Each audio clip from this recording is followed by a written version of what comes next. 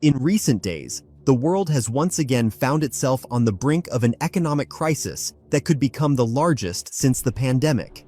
The trade war between the United States and China is returning with unprecedented force. Donald Trump stated that America will no longer sponsor Chinese expansion and signed an executive order introducing 100% tariffs on Chinese goods starting November 1st, from electronics to solar panels, from electric vehicles to medical equipment. Officially, this is a response to China's restrictions on rare earth mineral exports, but in essence, it is an open declaration of economic war. Trump said bluntly that if China wants to play hard, we are ready. These words instantly spread through global media, and Asian markets collapsed within hours. Beijing responded immediately. The very next day, China's Ministry of Commerce issued a statement saying that China is forced to take countermeasures to protect national interests and global supply stability. According to the South China Morning Post, the Chinese government is preparing a series of economic counterstrikes, including restrictions on the supply of lithium, neodymium, praseodymium, and other critical elements, without which the production of semiconductors, batteries, and electric vehicle motors is impossible. These rare minerals are the lifeblood of modern industry, and China controls 90% of their global processing.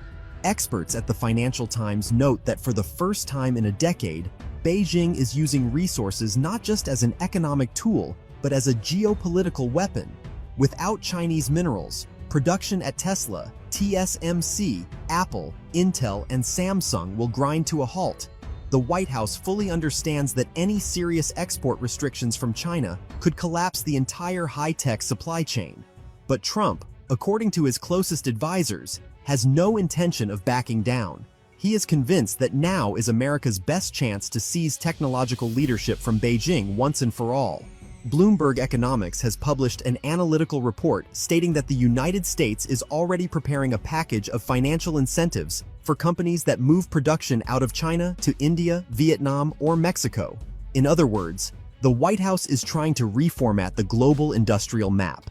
In Congress, this is being called a new strategy of economic encirclement of China. But Beijing sees it as an attempt to undermine its internal stability. According to data published by Nikkei Asia, Chinese government-linked think tanks have already presented Xi Jinping with 3 response scenarios. The first is financial, the gradual sale of U.S. Treasury bonds, of which China holds more than $770 billion. The second is technological, restrictions on the export of components for American military companies and space programs. And the third is strategic, strengthening the military presence in the South China Sea and conducting demonstrative exercises near Taiwan and Guam. In Washington, such plans are seen as an economic blitzkrieg.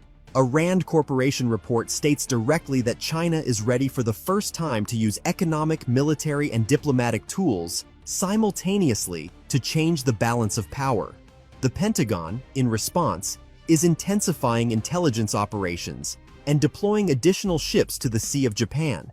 Meanwhile, according to the Wall Street Journal, anxiety is growing inside the U.S. government over the country's dependence on Chinese minerals.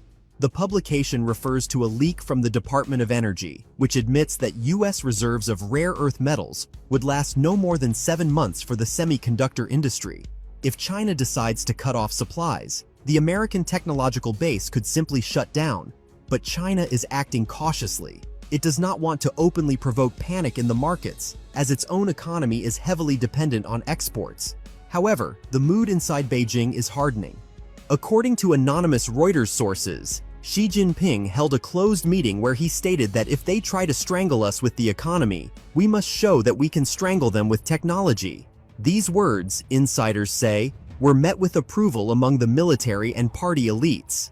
The U.S. administration responded by announcing the launch of the National Program for Technological Independence, worth more than $400 billion. The program includes the construction of new chip manufacturing plants in Arizona and Ohio, the extraction of rare metals in Nevada, and the creation of a strategic lithium reserve.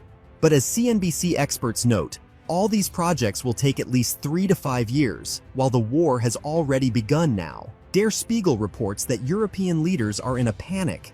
Germany's industry receives most of its components for electric vehicles from China, and now these supplies are under threat.